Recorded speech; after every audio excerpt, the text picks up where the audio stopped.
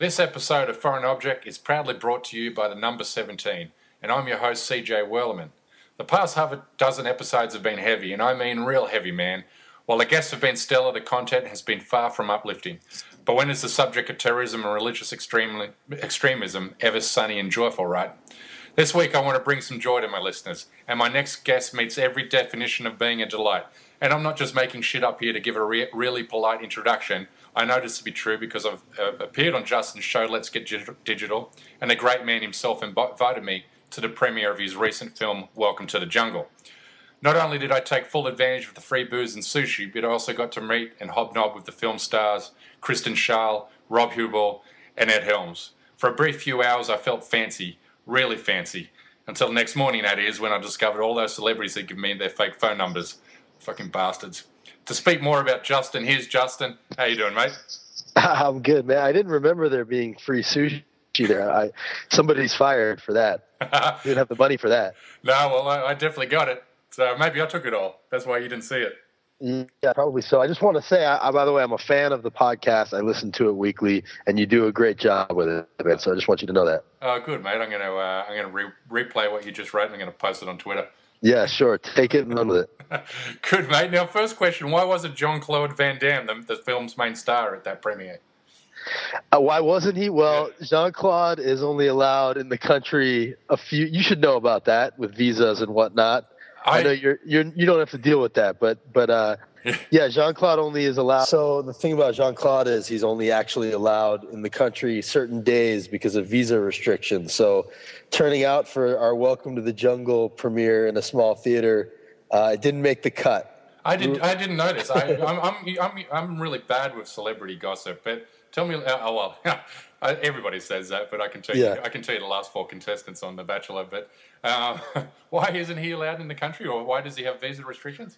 Well, he has to work in the States a certain amount of days because he's not fully a citizen, so he has to balance that. So we had him in Puerto Rico, and those counted against his days. And then he turned up down to Newport Beach. The movie played at the Newport Beach Film Festival, and he showed up for that. So, and he also did a fun thing on Funny or Die where we had him do a make-your-own action movie thing where he shot a bunch of stuff on green screen and people could make their own JCVD action movies, which went really well. So he did enough, and just so happened the day you were there, he wasn't. So he wasn't dodging you or anything, I promise. I thought he might have wanted to fight me. But what's he like to work with? I mean, as a kid, Bloodsports was, one of my favorite action films. And a lot of his films, when I was going through my prepubescent days, I loved them. Sure. He was a total dream. I mean, we heard, in the lead up to it that he's had trouble here and there with people, but, everybody has their trouble with people. And we met him before we went down to shoot, and he was great, and he was really into it. And then we went down, and we actually had his kids, Bianca and Chris, there in the movie with us. So I think that helped also. And plus, he really wanted to do a comedy. So this was a new thing for him. It wasn't just, another action movie for him. And he was excited about it, and he had a really good support group around him of really funny people. And I think he just felt safe. So we actually ended up getting a few extra days from him that he was just willing to stay down there for because, we were going to have to move locations and then come all the way back. And that's always what costs little movies a lot of time and money. And so he just said, I'll stay, don't worry about it. So we were able to shoot out the location. And he was just awesome. So I have nothing but good things to say about JCVD. Oh, man, that's awesome. Now, I sort of want to get into talking about, film production and everything that goes along with that. But for the benefit of my audience, just, tell us briefly what Welcome to the Jungle was all about. Welcome to the Jungle is, the way I describe it is, it's like The Office meets Lost. So it's a company retreat to an island, and they're led down there by Jean-Claude Van Damme, who's sort of this military trip leader. And they quickly find out that he's not who he says he is, and everything turns to shit, and it becomes sort of a Lord of the Flies situation, but funny. So we have Rob Hubel, who's amazing from Children's Hospital, and the other guys and all this great stuff. Kristen Schaal, who's all over The Daily Show and a genius. Adam Brody plays the lead, and he's dreamy. And JCVD and Megan Boone from The Blacklist, who's killing it, and Edelstein, and all these really, really funny people are in the movie. And Universal released it early last year, and it's now out on Netflix, and it was in Redbox, and eventually it'll be on TV somewhere. So it's findable, and I'm proud of it, and it's out there. Yeah, it was on Cox on Demand too. I'm not sure if it's still there. Yeah, it's out there. It's out there. What about Megan Byrne? See, The Blacklist is probably one of my favourite shows on television at the moment. I love James Spader. That guy is phenomenal. Boston Legal was also one of my favourite shows. So a big James Spader fan. Why? So Megan Byrne wasn't at the premiere that night either. Megan, she blew up pretty much immediately, and I'm not going to say it had anything to do with Jungle because it all had to do with her. Sure. But we just it was great timing. We cast Megan. She was just great. She was funny and real and obviously gorgeous, and so we cast her.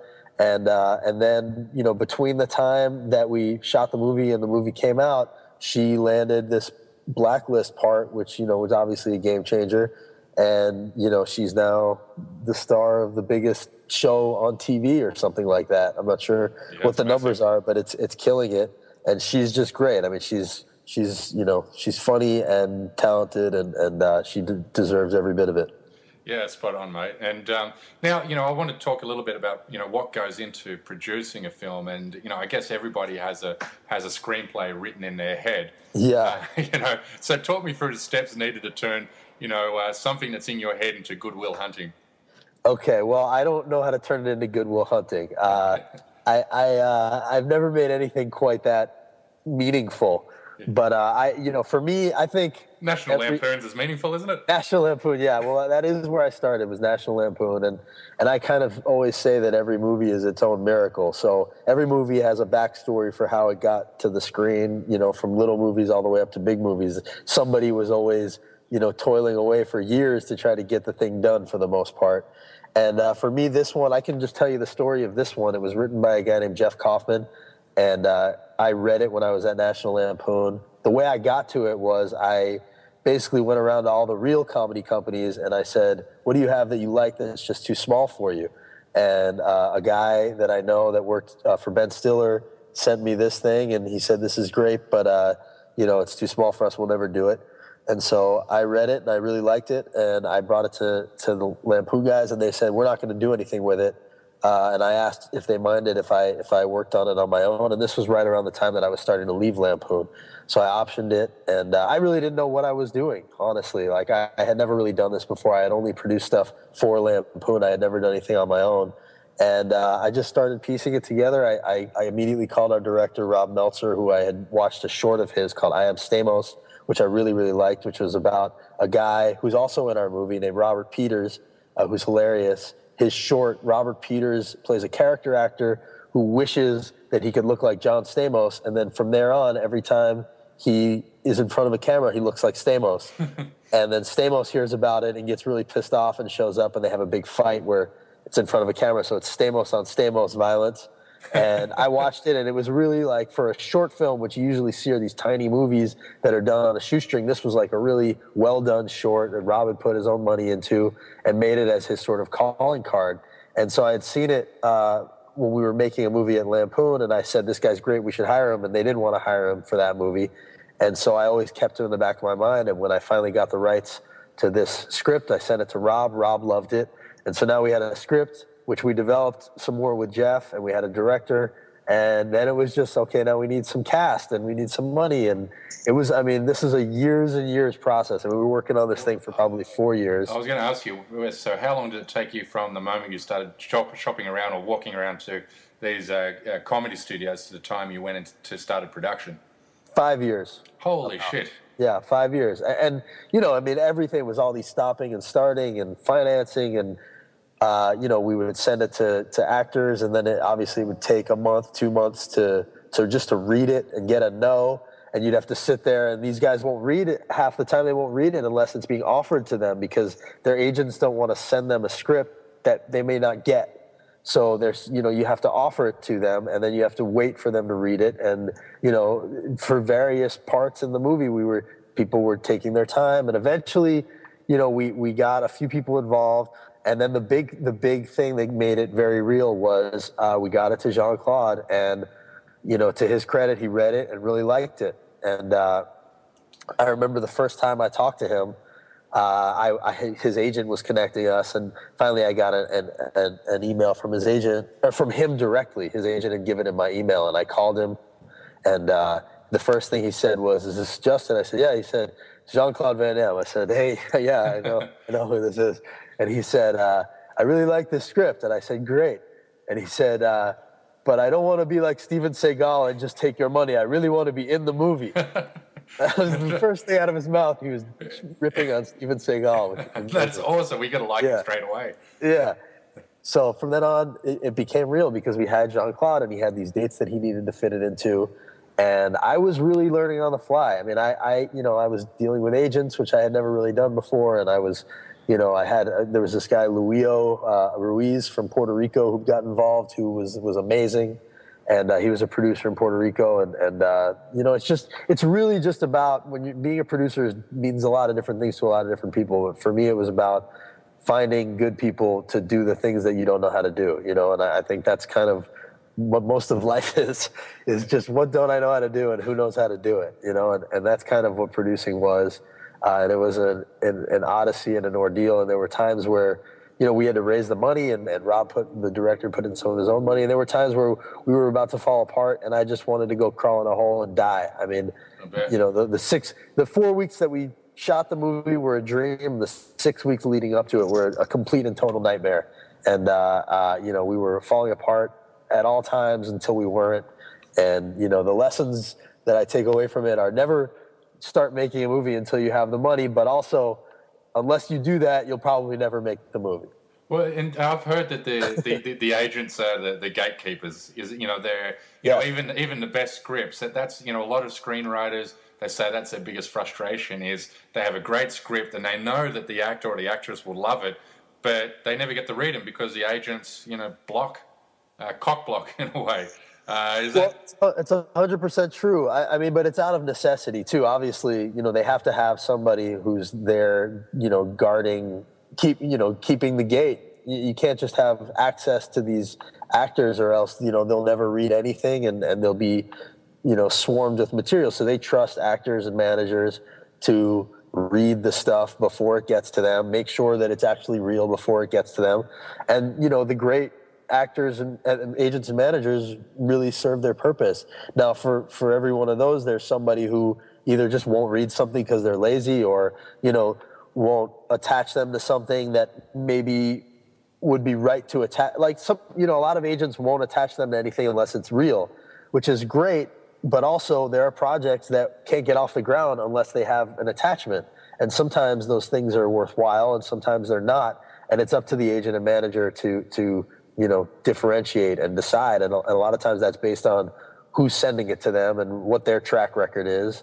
And so, it's all a game, and it's all, about people wanting to have, it's not wanting to take risks and put their ass on the line and, go to bat for something that, may hurt them. So you just kind of have to, there's no real rules to it. You just have to, it all starts with material. I think that's kind of the bottom line of the whole thing is, if you have a great piece of material that really is great, eventually someone's going to read it and like it, and eventually, it can find the right hands. But what's more important, the material or the talent? Because won't the studios go to lean towards talent over material? Totally, but you can't get the talent without the material. Right. So, the talent is currency. The talent is everything. You're not going to get anywhere without talent, that's for sure. But you're not going to get the talent without the material. So, I think everything is essential. You can't have one without the other. And how hard was it get the cash in the end? And can you tell me how much was involved? I probably shouldn't tell you how much was involved, but okay. But it was not more than a couple $1 million. Yep. And it was really, really hard. We turned to friends and family for a lot of it. We had a company called Salt who did a lot of pre-sales, and I didn't really know how all that worked, so I had to kind of learn that on the fly too. But basically, what happens is, once you get a guy like Jean-Claude Van Damme, a sales agent who is out there in these film markets all the time and has relationships internationally, can turn around and say, okay, we have this script with Jean-Claude Van Damme. what will you give me for it when we make it? And so their buyers internationally will say, we'll give you this amount for it. And then they can turn around and we can get a loan from a bank for a certain percentage of the pre-sale. So having Jean-Claude Van Damme enabled us to do some pre-sales on the film, which then enabled us to not have to raise as much money as we may have otherwise.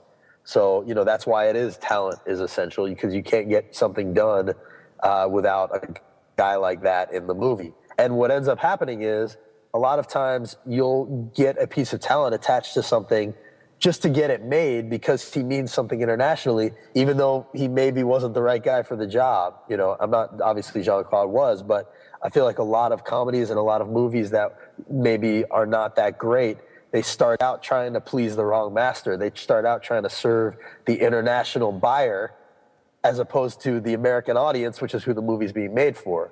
So the American audience will say, that movie was terrible, but ultimately it only existed because it was trying to get made by pleasing these buyers internationally. So, I think a lot of times it's the reverse engineering of these things that is the problem. And a $2 million film, is how likely is it can be profitable? And how much is it dependent on overseas sales? Well, that's a great question. There are certainly people out there that probably have some sort of formula. Mm-hmm. But, a lot of it is guesswork. And a lot of it is who wants to get the movie made really, really badly and who could kind of take it or leave it. And so it's profitable it's a loaded term because it's profitable to who, right? Like right. It's profitable to the writer, profitable to the producers, profitable to the sales agents, profitable to the actors. I mean, you can have these movies where it's profitable to a lot of people, but not everybody. Except the studio. Right. Or the studio or the financiers, whoever it is. So, I don't think there's any real formula, except my one answer that I'll say is generally you want to be the one selling the movie. Yeah. They're the ones that end up doing pretty well. They don't carry any risk. I didn't say it, but yes, that's true. And you know what? I mean, they're very essential and they serve a tremendous function in the process. Yeah. But yes, it's usually the seller rather than the investor that is in a safer position. And so when you obviously have a budget that you're putting this all together, how difficult is the negotiation process once you have the talent, the actor who wants to sign on to the project? How traumatic is that negotiation process between you and the agent in negotiating an acceptable fee? That's a great word, traumatic. Well, like I said, some agents are, there are very different agents out there. So some agents, they'll just tell you what they want, and it's really about being willing to walk away. So an agent for a great piece of talent that is getting opportunities all the time, they'll just tell you what you need to pay them, and if you can't pay them that, then they're going to walk away and go do another movie. But then there's other pieces of talent where it's like, okay, they may really want to do this thing, and they love the script, they love who's involved, and so you can kind of push back a little bit. So, it's really about feeling that process out, and it's, it's always different. It's always about who's willing to walk away and, who has other, like obviously Jean-Claude, he was a big piece of the puzzle, and of course they know that. Mm-hmm. So that, it's really about leverage. And the trauma part of it is obviously some agents are different than others, but yes, there were certainly screaming matches. Yes.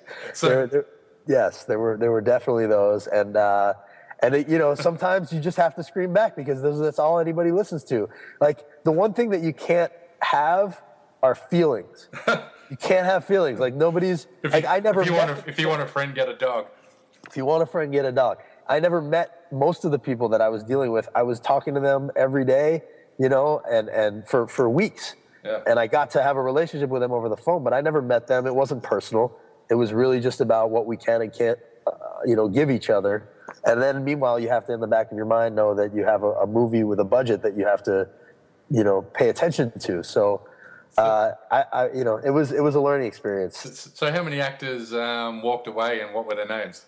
I can't go into that. I can't go into that. Now, okay, fair enough. Now, to introduce you even a little bit more, and so my listeners know this. Your dad directed, one of the cult classic Revenge of the Nerds. How old were you when that film was brought out? Because that was you're roughly my age, I think, around 40. I'm 35. Ah, Okay, sorry, CJ, cut me a little slack here. I have some gray in my chin beard, but I'm not up there yet. Sorry. I was about, oh my God, how old was I? I think I was 4 or 5 when my dad made Revenge of the Nerds, which, by the way, cult classic, but still holds up to this day. I've just watched it with my wife recently, and it still holds up. Great movie. I was about 4 or 5. I went and visited him. They shot it at the University of Arizona. I have certain flashes of memory from it. Like I remember Ogre putting me in a tree and leaving me there, which was probably about 5 seconds, but in my memory, he left me there for like half a day. I remember certain things about that. I used to go visit my dad on the set all the time when he was shooting. So, those are some of my great childhood memories. He made a lot of really good movies. You don't remember John Goodman and those guys? I don't think I was there. I don't think I was there for any Goodman scenes, but he was amazing in that. And he also was in another movie my dad made called Eddie Macon's Run. So, my dad had some good taste back then with John Goodman. And was he any help at all? Did you seek his help during the production of your latest film? My dad is my number one advisor for sure. Having him throughout the process was invaluable and always has been. He's been through all this stuff. We don't always agree on everything. Especially there were some casting moments where he was like, you should really send it to this person, and we'd have our back and forth. And he always has good ideas, but in the end I have to make my own decisions about a lot of this stuff. But even to this day, I write and still producing a few things, and I always bounce everything off him, and he has great taste and good ideas. So there's no question the nepotism of just having somebody who has been through it was really important. He's fully retired these days, or? He does some editing, and he's certainly out there looking, and he does things here and there. He directed a movie for us at National Lampoon when I worked there, and he actually directed the movie that I started at Lampoon, which was called Adam and Eve. But no, he's still around, and who knows? Cool, man. And you've also done your share of acting. You're in Man Without a Face with Mel Gibson. That's my share. I was in a movie when I was 13 years old called The Man Without a Face with me and Nick Stahl. Oh, was he an anti-Semite bastard then? No, he was awesome. And I actually, up until the last blowout, I was a Mel defender through and through because he was so good to me and he was such a good guy to be around. He was truly, truly a great guy, and I have nothing but good memories of him. But then the last couple, it was like, okay, I better stop being out there vocally defending him. I don't know what to say about that. But when I knew him, which was not a long time, but I think it was his first movie. I think it was pre-Braveheart, The Man Without a Face. It might have been his first American film. He'd done a lot of his. Mad Max was the mid-'80s. No, well, directing. Oh, directing, right? Okay. Yeah. I think it was his first directing movie. And I just had nothing but good things to say about him. Nick Stahl was a good kid, and Gabby Hoffman, who's now in Transparent, she was in that movie. There was some good people in that movie. But yeah, that was the end of my career. Was that the last time you acted? Yeah, because I moved from New York to Northern California, and there wasn't a whole lot of acting opportunity over there, so I had to focus on getting arrested. It made me laugh just thinking what you're saying, defending Mel Gibson to the end until it was all impossible to defend him. But it's funny how people, how we all think, I guess. And Mel Gibson, as Australians, we're so proud of Mel Gibson, his whole career. And then when he turned it crazy, no, he's an American. We don't even consider him an Australian anymore. Turn him loose. He was like the Australian Bill Cosby. Yes. Yeah. Oh man. What a story that is. I see it ruins anything that they're in anymore. Like Tom Cruise, Top Gun. I've watched Top Gun, at least 100 times in my life, but it ruins it now because I know what a nut he is. Yep, it really does. It really reflects back on. You got to try to separate it, but it's really hard to. Yeah, it's hard, man. And you've done reality TV as well. You did Race Around the World. Amazing Race. Amazing Race. Amazing. I think the Australian version was called race around the world. But the Amazing Race, you did it twice, right? I did the Amazing Race twice. Yes, the first time I did it with my friend Zev Glassenberg, who he's a great dude, funny guy, and we met a few years back. I think it was like 2005 or something. We met. We were camp counselors at this place called Camp Greylock that we both went to as kids. That was my favorite place in the world. And we met through his cousin Greg, and we hit it off right away. And we both lived in LA, so we stayed friends when we came back to LA. And Zev was always saying we should audition for the Amazing Race. We should audition for the Amazing Race. Zev has Asperger's. He's on the autism spectrum. So we always kind of thought, okay, that would be our angle is this guy with Asperger's and his buddy. And Zev was saying it for years and years, and finally he figured out when the audition session was. And I figured either we'll get in or he'll shut up about it. So it was kind of a win-win. And so we made a tape that my dad helped us with, and it was kind of cute. Like, we made it, and we kind of thought, you know what, there actually is something here if anybody watches it, because Zev is just such a super funny, honest, great guy, and our dynamic is kind of unique that way, because I'm always telling him to stop saying the shit that he's saying, because, he's always saying inappropriate things because he has no filter, and I'm always going, Zev, don't do that. And so that's kind of the dynamic. And we sent him the tape, and Zev was unemployed at the time, and everybody was saying, Zev, get a job, and Zev would say, no, I'm going on the Amazing Race. Even though we hadn't heard from them, all we had done is send in a tape. And 4 months later, sure enough, we get a call.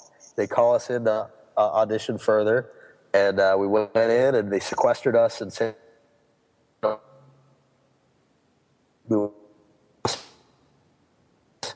know what? This might actually work. And sure enough, we got on, and we went on the race, and it was this amazing thing, and we had this awesome 3 days, and we were in Cambodia in the third leg of the race, or maybe the fourth, and we won the leg. We came from behind. We were in last place. We came from behind. We came in first. We won motorcycles, and we started going to turn in all the stuff we had to turn in for that leg. Yeah. And I couldn't find my motherfucking passport.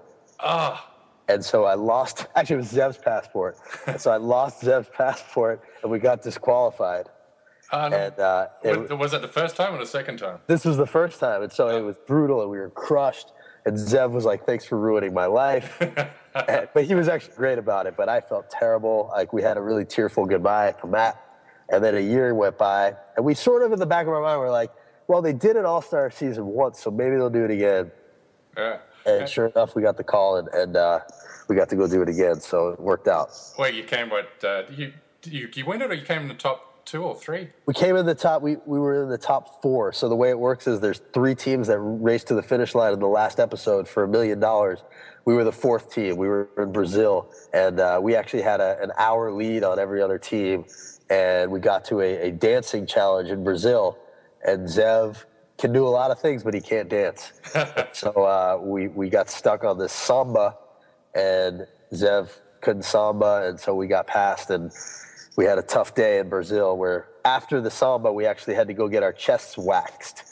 Yeah. And they pulled out, so we got passed by everybody, then they ripped all the hair out of our bodies, our Jewish hairy bodies, and then we lost. So it was pretty brutal, but all in all, man, you're starting to make me worry that I'm on the autism spectrum now, because number one, I can't dance, and number two, when you're telling that story, this production company came to me this about a year ago and said, we'd like you to host this documentary series called Converted. You'll host the show, and basically in every episode you'll convert to a different religion. So we shot we shot the sizzle reel, which was witchcraft, and so I converted to Wicca, and we did all the seance stuff and everything. Yeah. But I kept telling all my friends, hey, we're doing the show. The show's going to be coming, and the producer's saying, CJ, you don't have a fucking show yet. We're just doing a sizzle reel. Yeah. That's the thing. And you got careful. Yeah. And anyway, long story short, it's still sitting somewhere, in the ether. I don't think anything's going to come of it now. I haven't heard anything for a while. But I would watch that. I like that. I like that idea. Yeah, it's amazing. Everybody says that. Everybody says I would watch that show. You think about this, like 4,000 different religions, and the show could be endless. But I don't know if these guys have lost interest or what's the story. But but I thought the concept was great. It is. It's a good one. Any travel show. I mean, I'm on board, and the race especially. I wasn't a fan until I went on it, but now I watch every episode and I love it. Yeah, and Phil Keegan, Yeah. yeah, he was at the premiere that night, and he's the host of The Amazing Race, and I probably spent probably an hour speaking to him. Australians and New Zealanders, we kind of Yeah. seek each other out at these type Sure. events, and He's an amazing guy. mate, great guy, mate. He couldn't have been more warm or more generous. And I was telling him about this sizzle reel pilot that we were doing, and he gave me a ton of advice on what you need to know as a host and this and that, and little tips, and he even kept in contact afterwards. Oh wow. So, Yeah, he's the genuine article, man. That guy is no joke. He cares about people, and everything you see on the race, he's really that. And he's done some crazy. He's a cyclist too. He biked across America, and he's doing the Tour de France with a wooden bike. And that guy has more energy in his pinky than I have in my whole body. I'm just tired listening to you talk about it. Yeah, me too. So, and your show, Let's Get Digital. That's how many years now are you into that? Well, we were doing it for about 2 years. I worked at a company called T Radio V, but I've since left T Radio V, and so for the meantime, right now we're on a bit of a hiatus. But we were doing it for a while. It was Zev and myself and this guy Kevin, our buddy Kevin, and Victoria, and we were, because I'm me, I'm a Twitter addict and I'm a social media guy, and I'm on there like you are, and so our show was basically geared towards social media and viral videos and trending topics and whatnot. We would just, have a guest on and go through the goofy stuff that everybody's talking about on the web. And we did that for a while. We had some great guests. We had Terrell Owens and Crazy Bone and Mike White, who's a friend of ours from the race, and Phil Kogan came on. And it was great. It was a lot of fun to do. But right now we're on it. We put a pin in it, as they say. Fair enough, mate. And mate, you're a political guy. You've talking about social media. I actually retweeted your piece on Russell Brand. Yeah, I appreciated that. Thank you. Just an idea. Yeah. But you're a Russell Brand fan? It depends what you mean. I mean, I wouldn't say like if Russell Brand made another movie, I'd line up to go see it. But I do really, really enjoy his Trues series on YouTube. He does these videos from his hotel room in his underwear where he just rips apart Fox News. And basically anything that rips apart Fox News or conservatives, I'm all for it. Yeah. And he does a really good job with this, and it seems to come so naturally to him. I just feel like it deserves to be on TV somewhere. So, if we're looking for a replacement for Jon Stewart, which is such a sad loss for so many reasons, a guy like Russell seems like he has the fire in him. Man, it would be that's why, I retweeted your piece. It would be the perfect replacement. Maybe I would think even better than Jon Stewart. I was always a little bit critical of Jon Stewart that, yes, he bashed, the right things to a point, but then when he'd bring on a conservative, someone there to be bashed, and he kind of became almost apologetic. It's true. He walked the middle. I mean, I think you have to do that to have credibility on some level. Yeah. But I mean, I'm at a point where, and I probably got myself all riled up about it, but I'm a little bit tired of being fair. It isn't fair. It seems so clear cut to me that, the people on the other side of the aisle are not equally at fault. You know what I mean? So I'm a flaming lefty that way, and I'd love to see somebody like Russell on TV that doesn't seem to care about. I mean, he's trying to be fair also, but he gets that fairness isn't necessarily blaming everybody. You know what I mean? Yeah. Well, the problem with Russell Brand and getting a show like that is he's very anti-corporation, and he's very much socialist. And the media is it's the corporate entity. It's a corporate world. It's all about profit. And when you're speaking that kind of truth to power, then people become very fearful. You're right about that. Money becomes fearful, I should say. You're right about that. But he's getting pretty good numbers on YouTube, so maybe he doesn't need the corporate powers. Yeah, no, exactly. That's spot on. And mate, what projects are you working on now to finish up? Well, I just started working at a company called Woven Digital, and we're putting together a weekly kind of news update show that'll be starting up in mid-March. So, we're still getting it figured out, but basically I'm producing a daily news update show for Woven. Woven owns sites like Uprocks and Bro Bible and Guyism. They have a lot of traffic and a lot of highly trafficked sites. So, we're casting and we're gearing up to do a daily show. And then I have another project that I'm putting together that is with Tracy Morgan that I'm, cool. I'm not really at liberty to talk about just yet, but I'm hopeful for. Yeah. And I'm always writing and doing things like that. So I'm still pursuing my very expensive hobby of producing movies, but I'm not necessarily only a movie producer as of yet because it's tough to get to that point. So Cool, man. stay tuned. Yeah, will do, buddy. And if my listeners, if you want to follow Justin on Twitter, what's your Twitter handle? It's at Justin_Kanew, Kanew, and my wife says that she's not sure which she's more disgusted by, the underscore in my Twitter handle or the fact that I still use Hotmail. Yeah. You still have a MySpace page. Yeah, no, I don't have that. But Okay. It's Justin_Kanew for now. Cool, buddy. Mate, it's been awesome chatting with you again, Justin. Absolutely. You too, man, and keep writing because we need you. Yeah, thanks, mate. I appreciate that. It's very kind. Good on you, buddy. I'll see you back on Twitter. All right, take care, CJ. Yeah, you too, mate. See you later.